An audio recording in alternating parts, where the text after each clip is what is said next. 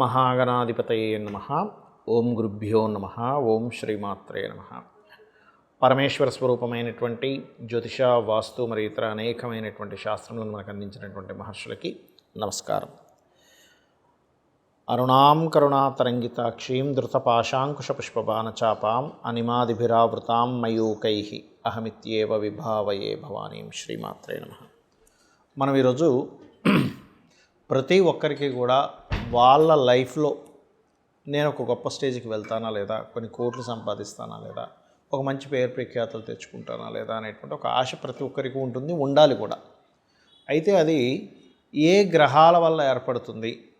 12 లగ్నాల్లో మీరు మేషం నుంచి మీన లగ్నంలో, మీది ఏ లగ్నం అయినా, లగ్నం తెలియదు కొంచెం రాశి వరకు, అది సెకండ్ ఆప్షన్ రాశి అనేటువంటి చూసుకుంటే కనుక మీకు ఏ గ్రహం బలంగా ఉంటే రాజయోగాన్ని ఇస్తుంది, ఏ గ్రహ బలం వల్ల మీరు ఏ రంగాల్లోకి వెళ్ళగలుగుతారు అనేటువంటి విషయం కనుక సీక్రెట్ కనుక తెలుసుకోగలిగితే ఖచ్చితంగా మీరు కోటీశ్వరులు అవుతారు. అందులో ఎటువంటి సంబంధం లేదు. అది పెద్ద విషయం కాదు. మనం ఏ రూట్లో వెళ్ళగలగాలి, మనకు రూట్ తెలియాలి. ఇప్పుడు కూడా తిరుపతికి వెళ్తున్నాము, ఈ రూట్లో వెళ్తే వస్తుందండి అంటే వస్తుంది, లేదు రివర్స్లో వెళ్తుంటే ఎంతకాలం మనం ప్రయాణం చేసినా ఎలా అయితే రాదో, మన జీవితంలో కూడా మన జన్మజాతకంలో మనకి ధనాన్ని ఇచ్చే గ్రహం ఎవరు అనేది తీసుకోవాలి.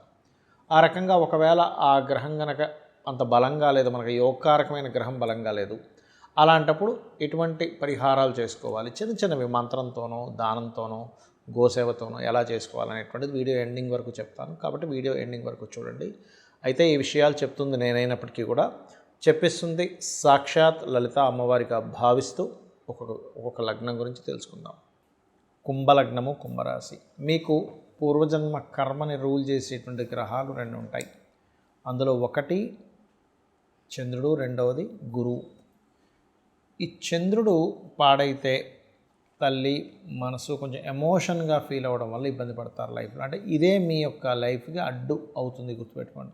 అయితే కుంభం వారికి రీసెర్చ్ కానీ కొంచెం ఎక్కువ హ్యాపీగా ఉండాలనే లక్షణాలు కానీ చాలా చక్కగా ఉంటాయి, అందులో ఎటువంటి సందేహం లేదు.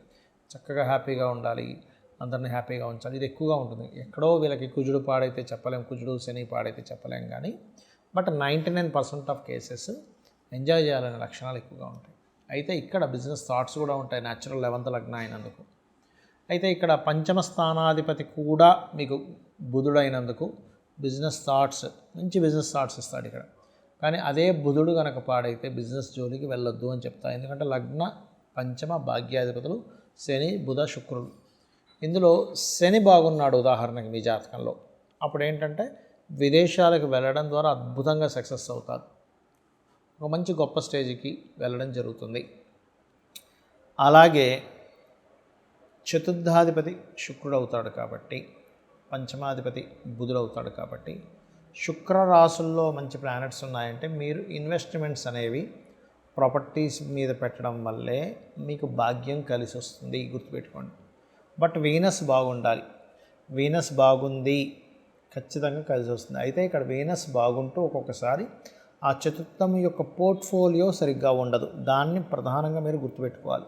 అది ఎలా ఉంది, ఎలా రిజల్ట్ ఇస్తుంది, రీడింగ్లో చాలా స్పష్టంగా తెలుస్తుంది. అది చార్ట్ రీడ్ చేసేటప్పుడు, పర్సనల్ చార్ట్ రీడ్ చేసేటప్పుడు.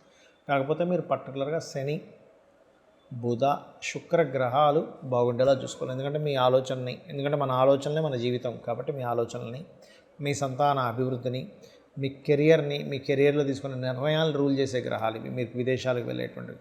సో ఈ గ్రహాలు బాగున్నాయి అనుకోండి, ఇంక మీరేమీ రెమెడీస్ అక్కర్లేదు, ఆటోమేటిక్గా లైఫ్ బాగుంటుంది. కానీ ఈ ప్లానెట్స్ కనుక ఎక్కడైనా ఎఫెక్ట్ అయ్యాయంటే ఆ ప్లానెట్కి సంబంధించిన దానము, ఆ ప్లానెట్కి సంబంధించిన మంత్రము చేస్తూ ఉండాలి. మీరు ఎక్కువగా విష్ణు సహస్రనామాలు, అమ్మవారి యొక్క ఆరాధన, లలిత సహస్రనామాలు చేయడం వల్ల అన్ని విధాలా బాగుంటుంది. ఇక్కడ ఏంటంటే మనకి ఏ ప్లానెట్ పాడైంది అనేది ముఖ్యంగా తెలుసుకోవాలండి ఎప్పుడు కూడా. ఎలా అయితే మనం చూడండి, మన బాడీలో, మన బాడీ పార్ట్స్లో కూడా ఫలానా వైటమిన్స్ తగ్గాయి అన్నప్పుడు మనం ఏం చేస్తాం, ఆ వైటమిన్ తగ్గిన దాన్ని తీసుకుంటాం. లేకపోతే పలానా ఫుడ్ వల్ల మీ హెల్త్ పాడవుతుంది అన్నప్పుడు దాన్ని అవాయిడ్ చేస్తాం, అంతే కదా. బాగా షుగర్ ఉంది, రైస్ ఎక్కువ తినకండి, కార్బోహైడ్రేట్స్ విపరీతంగా వచ్చేస్తాయి, దానివల్ల ఇబ్బంది వస్తుంది, అప్పుడు రైస్ని అవాయిడ్ చేస్తాం, కాస్త కూరలు ఎక్కువ తింటాం. అలాగే మనకి కూడా జన్మజాతకంలో ఏ ప్లానెట్ మనకి యోగకారకమో ఆ ప్లానెట్ని ఇంకో ప్లానెట్ పాడు చేస్తున్నప్పుడు నవగ్రహాలకు కూడా ఆ శక్తి ఉంటుందండి. గొప్ప వ్యక్తిని చేసే శక్తి ఉంటుంది, మనకి ఇబ్బంది పెట్టే శక్తి ఉంటుంది. అంటే ఏమిటి, అవేవో మన మీద పనిగట్టుకొని కోపంతోనో ద్వేషంతోనో చేస్తున్నటువంటిది కాదు. మన పూర్వజన్మ కర్మే ఆ రూపంలో ఖచ్చితంగా వచ్చి మనల్ని ఆ రకంగా రూల్ చేస్తూ ఉంటుంది. అప్పుడు మరి ఉదాహరణకి రవి పాడయ్యాడు మీ జన్మజాతకంలో, కానీ యోగకారకుడు లేదా శత్రువై పాడయ్యాడు. అలాంటప్పుడు చేయవలసిన రెమెడీ ఏమిటి అంటే సూర్య నమస్కారాలు చేసుకోవడము, గోధుమలు 1 కేజీంబావు గోధుమలు, ప్రతిదానికి కూడా కేజీంబావే గుర్తుపెట్టుకోండి, గోధుమలు దానంగా ఇవ్వడము, అలాగే ఆదివారం నాడు ఇవ్వడం, దాంతోపాటు రెడ్ కలర్ క్లాత్ ఇవ్వండి, ప్లస్ గోధుమ రవ్వ గోవుకు తినిపించండి, సూర్య నమస్కారాలు చేసుకోండి. అప్పుడు మీకు అంటే మీ జన్మజాతకంలో రవి వీక్గా ఉన్నాడు, రవి వల్లే మాకు ఇలా అవుతుంది అన్నప్పుడు తండ్రిని నమస్కరించుకోవడము, తండ్రి పాదాలకు నమస్కరించుకోవడం చేస్తూ ఉండాలి. అధికారులతో గొడవలు పెట్టుకోకూడదు, ఎందుకంటే వీక్గా ఉండే ప్లానెట్ వల్ల ఇబ్బంది వస్తూ ఉంటుంది. ఇక చంద్రుడు వీక్గా ఉన్నాడు, మీకు మెడిటేషన్ ఎక్కువగా చేస్తుండాలి, నదీ స్నానాలు ఎక్కువగా చేస్తుండాలి. ముఖ్యంగా స్నానం చేసేటప్పుడు గంగేచ యమునేచ గోదావరి అని ఒక శ్లోకం ఉంటుంది మనకి, లేదా గంగా నది, గంగే అనుకుని స్నానం చేసినా కూడా మీరు ఎప్పుడైతే వాటర్ని ఒక దేవతా స్వరూపంగా చూస్తారో అది ఆటోమేటిక్గా మీకు చంద్రదోషం పోతుంది. మాతృమూర్తికి అంటే తల్లిగారికి రోజు నమస్కరించుకోవడం చేస్తుండాలి, వాయువ్య దోషం ఇంట్లో లేకుండా చూసుకుంటుండాలి, బియ్యము దానంగా ఇస్తుండాలి విత్ వైట్ కలర్ క్లాత్తో పాటు. అదేవిధంగా గోవులకు ముల్లంగి తినిపిస్తూ ఉండండి, లేదా కీర లాంటిది. ఇక కుజుడు పాడయ్యాడు, ఏమవుతుందంటే సర్వసాధారణంగా కుజుడు గనక ఎఫ్లిక్షన్ ఇచ్చేటప్పుడు భూములు, అన్నదమ్ములు, గొడవల వల్ల ఇస్తూ ఉంటాడు. రవి అయితేనేమో అధికారము, చంద్రుడైతే మానసికంగా తల్లి, అక్క, ఈ వరుస వాళ్ళతో లేదా ప్రయాణాలు ఇస్తాడు. అయితే కుజుడు పాడయ్యాడు మీ జన్మజాతకంలో, ఆ ప్లానెట్ వల్లే మీరు కోటీశ్వర్లు అవ్వాల్సింది ఆగిపోతుంది. అప్పుడు చేయవలసింది ఏంటంటే కందులు దానంగా ఇవ్వడం, రెడ్ కలర్ క్లాత్, స్కందుడిని ఆరాధించడం, ఎక్కువగా సుబ్రహ్మణ్యేశ్వర స్వామిని ఆరాధించడము, గొడవల జోలికి వెళ్లకుండా ఉంటే చాలండి. ఎందుకంటే ఆ రూట్లోనే మీకు ఇబ్బంది ఇస్తుంది అన్నప్పుడు చిన్న ఉదాహరణ, ఒక కర్వ్ ఉంది, స్పీడ్గా వెళ్తేనే పడతాడు అన్నప్పుడు ఏం చేస్తాం, స్పీడ్గా వెళ్ళాం అక్కడ ఆ కర్వ్ దగ్గర. చిన్న లాజిక్, మరొక ఏం లేదు, స్లోగా వెళ్తే కర్వ్ తిరిగిపోతాం, యాక్సిడెంట్ అవ్వదు. అలాగే కుజగ్రహం పాడైనప్పుడు ల్యాండ్స్ కొనేటప్పుడు జాగ్రత్తగా ఉండాలి, ఎందుకంటే ల్యాండ్స్లో ఇరుక్కుపోతారు ఇక్కడ వీళ్ళు, కుజుడు బుధుడు ఎవరు పాడైనా కూడా.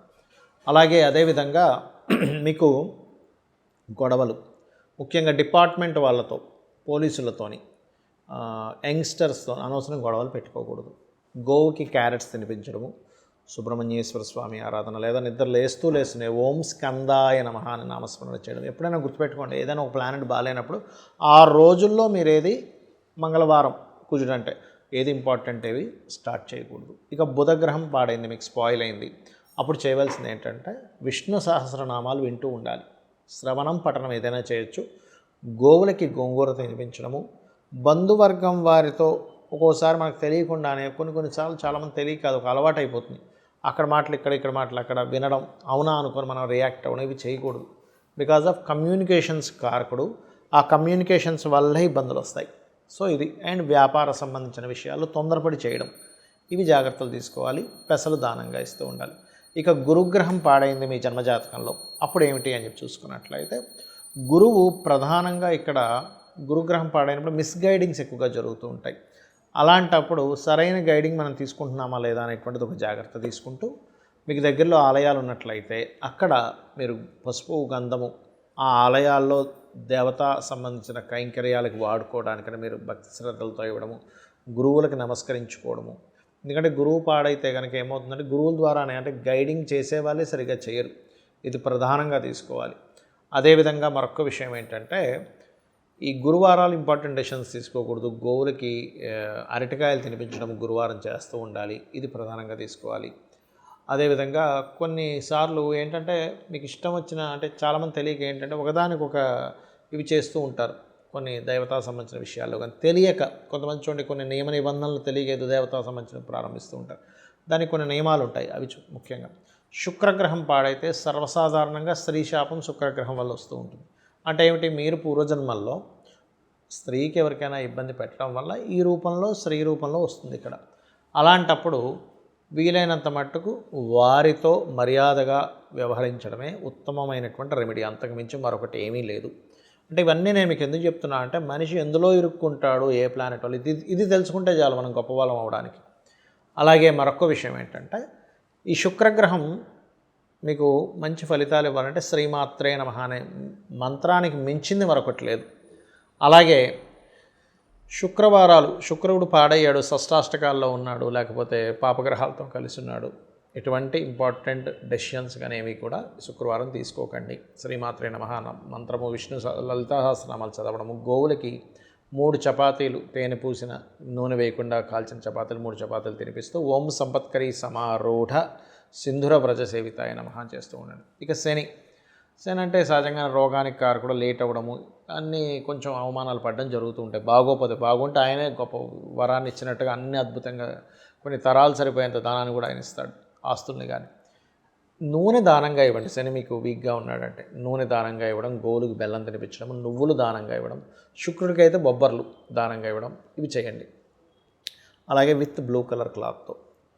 ఇక రాహుకేతువులు కనుక అయ్యారంటే, రాహువు ముఖ్యంగా ఏంటంటే మీకు ఇల్యూజన్, అంటే ఏదో జరిగిపోతుందని ఒక భయాన్ని క్రియేట్ చేస్తాడు. కేతు ఏంటంటే నాకేం అవసరం లేదనేటువంటి ఒక రకమైన స్థితికి తీసుకెళ్ళిపోతాడు. అంటే నాకేమీ అక్కర్లేదు, నాకేం పట్టట్లేదు అనేటట్టుగా. అంటే ఇది వైరాగ్యము అండ్ మోసపోవడానికి రాహు కూడా కారకుడవుతాడు. కాబట్టి మీరు రాహుగ్రహం బాగా వీక్గా ఉంది, ఇబ్బంది పడుతున్నాము అన్నప్పుడు మీరు చేయవలసింది ఏమిటంటే దుర్గా ఆరాధన, మినుములు దానంగా ఇవ్వడం. కేతు వీక్గా ఉన్నాడు అన్నప్పుడు గణపతి ఆరాధన, ఉలవలు దానంగా ఇవ్వడం చేయండి. ఉలవలతో మల్టీ కలర్ క్లాత్, మినుములతో సిమెంట్ కలర్ క్లాత్ దానంగా ఇవ్వండి. ఖచ్చితంగా ఇది చేయడం వల్ల రాహు తాతగారిని ఎక్కువగా నమస్కరించుకుంటూ ఉండాలి. కేతు అయితే అమ్మమ్మని నానమ్మని ఎక్కువ నమస్కరించుకుంటూ ఉంటే వాళ్ళ బ్లెస్సింగ్స్తో మీకు ఉండేటువంటి దోషాలు పోతాయి. అమ్మవారి అనుగ్రహం కూడా మీకు కలుగుతుంది. శ్రీమాత్రే నమః.